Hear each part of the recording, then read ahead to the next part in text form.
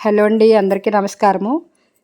మొన్న టెర్రస్ మించి నిమ్మకాయలు కోసినప్పుడు చూపించాను కదండి, వీడియో తీసాము. అలాగే ఇప్పుడు నారింజ కాయలు కోసాను.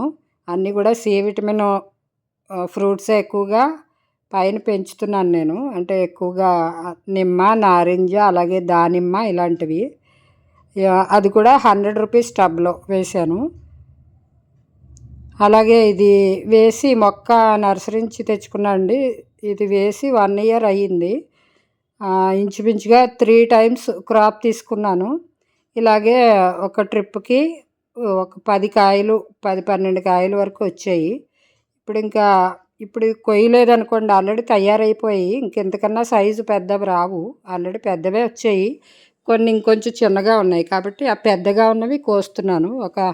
ఇవి 6-7 కాయల వరకు కోసానండి ఇవాళ. అలాగే మిగతావి వదిలేసాను, ఇంకా కొంచెం సైజు పెరుగుతాయని వదిలేసాను. అలాగే ఇప్పుడు ఇవి కొయ్యకపోతే మనం ఇప్పుడు వచ్చే పూత నిలబడదు. ఇవి కోసేస్తే చెట్టుకి బలం ఉంటుంది. అలాగే ఇప్పుడు వచ్చే పూత పిందిగా తయారవుతుంది.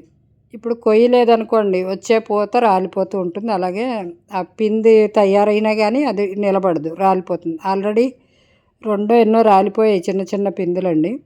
ఇంకా సర్లే కొన్ని కోసేద్దామని చెప్పేసి కోస్తున్నాము. అలాగే దీనికి పెద్దగా కేరింగ్ కూడా అక్కర్లేదండి.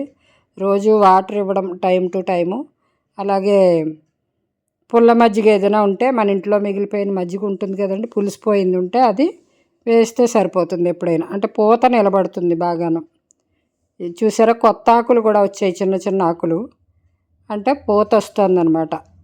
కొత్త పూత స్టార్ట్ అయింది కాబట్టి ఆల్రెడీ తయారైపోయిన కాయలు కోసుకుంటే మనకి చెట్టుకు అనేది బలం ఉంటుంది.